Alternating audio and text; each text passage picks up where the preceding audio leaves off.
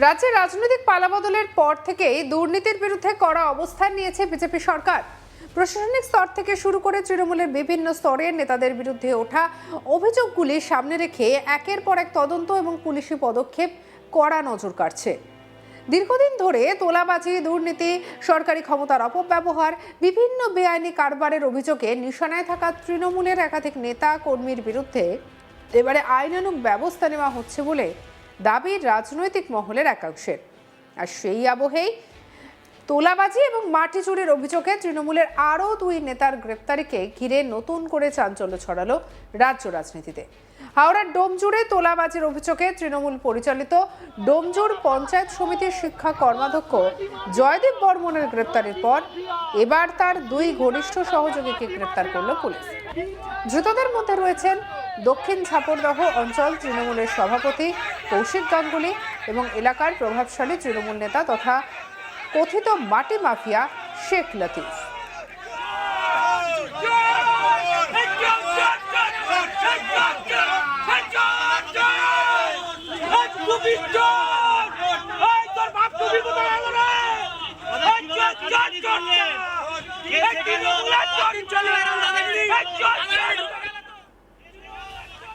Police সূত্রে জানা গিয়েছে, সাধারণ মানুষকে ভয় দেখিয়ে টাকা আদায়, তোলাবাজি, অবৈধ মাটি চুরি সহ একাধিক গুরুতর অভিযোগ ছিল তাদের বিরুদ্ধে।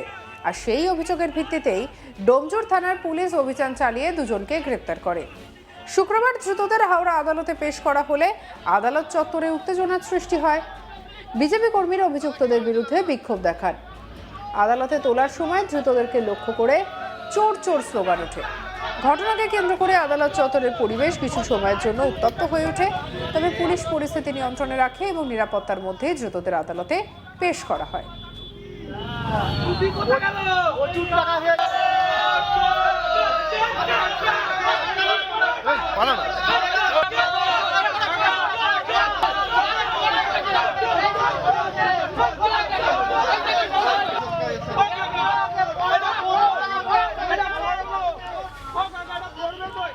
তদন্তকারী সংস্থার দাবি, এই অভিযোগগুলির পেছনে কোনো বড় চক্র কাজ করছে কিনা তা খতিয়ে দেখা হচ্ছে।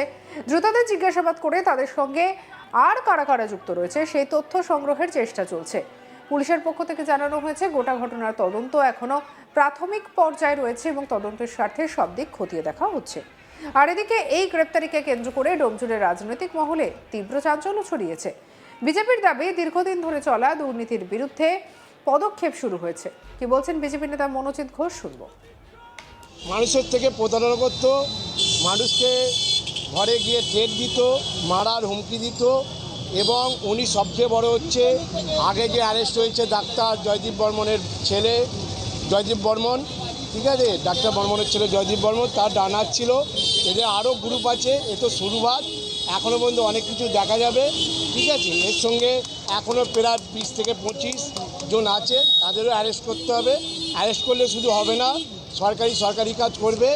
এদের যে মানুষের থেকে প্রতারণা করে টাকা তুলেছে, আমি মনে করব সেই টাকা তো চাই এবং ওদের যে পৈতৃক সম্পত্তি আছে যেগুলো বাজেয়াপ্ত করে সরকারের যে ক্ষতি হয়েছে, মানুষের থেকে টাকা করতো, ছিনতাই করতো, মানুষকে ডেকে নিয়েছে পার্টি অফিসে, একটা বাড়ি করতে গেলে এত টাকা দিতে হবে বা রিপেয়ারিং করতে গেলে এত টাকা দিতে হবে। রিপেয়ারিং হতো না, আগে টাকা দাও তারপর রিপেয়ারিং হবে, এইভাবে অত্যাচার।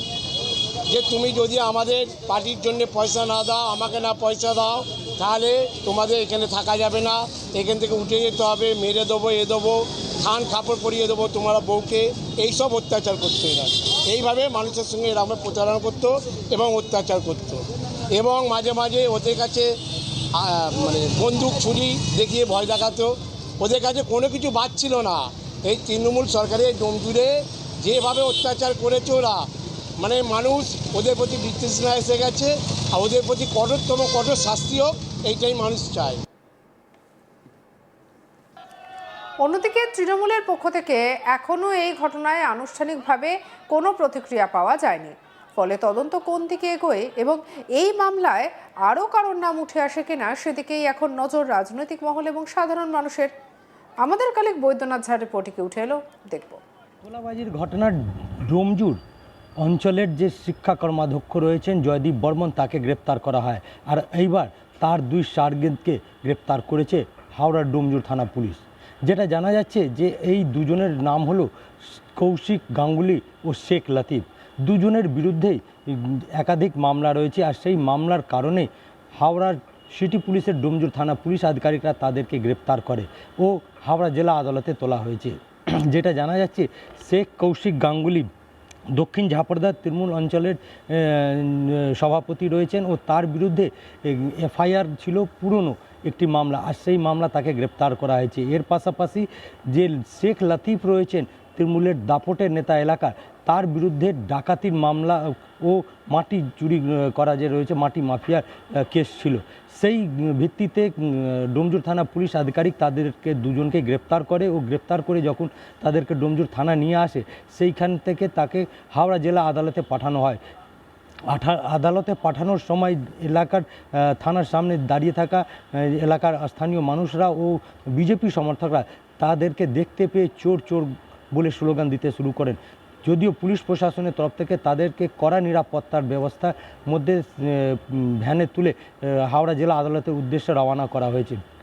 সূত্রের মারফত জানা যাচ্ছে দীর্ঘদিন ধরে এই এলাকার যে দাপটের নেতা রয়েছেন শেখ লতিফ, এলাকার মধ্যে মাটি চুরির অভিযোগ রয়েছে, এর পাশাপাশি ডাকাতির যে রয়েছে ঘটনা তার সঙ্গে যুক্ত ছিলেন এমনটাই জানা যাচ্ছে। তার বিরুদ্ধে ডাকাতির একটা মামলা ছিল, আর এই ভিত্তিতে এই মামলা ভিত্তিতে যে ডোমজুর থানা পুলিশ রয়েছে সে শেখ লতিফকে গ্রেপ্তার করেছে। অন্যদিকে যে কৌশিক গাঙ্গুলি রয়েছেন, কৌশিক গাঙ্গুলি দক্ষিণ ঝাপড়দা তৃণমূল অঞ্চলের সভাপতি, তাকে গ্রেপ্তার করা হয়েছে। তার বিরুদ্ধে একটা পুরনো মামলা ছিল, সেই মামলা তাকে গ্রেপ্তার করা হয়। দুজনকে পুলিশ হেফাজতে নেওয়ার পর জিজ্ঞাসাবাদ করা হবে এমনটাই জানা যাচ্ছে পুলিশ সূত্রের মারফত।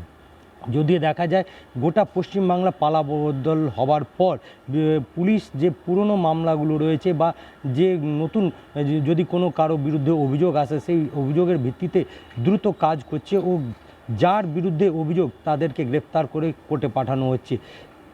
এই ঘটনার প্রেক্ষিতে হাওড়ার ডোমজুর এলাকার মানুষরা খুবই একবারে বলা যেতে পারে খুশি। তাদের বক্তব্য দীর্ঘদিন ধরে তারা দাপটে বেড়াতো এলাকার দুষ্কৃতি কাজ করে, ডাকাতির কাজ করে, এমনকি মাটি চুরি কাজের সঙ্গে যুক্ত থাকার সত্ত্বেও তারা বুক ফুলিয়ে এলাকা ঘুরত। কিন্তু এখন পালা বদল হওয়ার পর পুলিশ প্রশাসন নড়ে চড়ে বসছে ও তাদের যে পুরনো মামলা রয়েছে বা অভিযোগের ভিত্তিতে তাদেরকে গ্রেপ্তার করা হয়েছে তা নিয়ে তারা খুবই খুশি।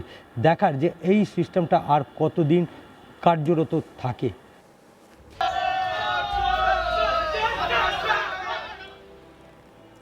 সঙ্গে রাখুন আজ তাক বাংলাকে অন্যান্য খবরের জন্য সাবস্ক্রাইব করতে ভুলবেন না।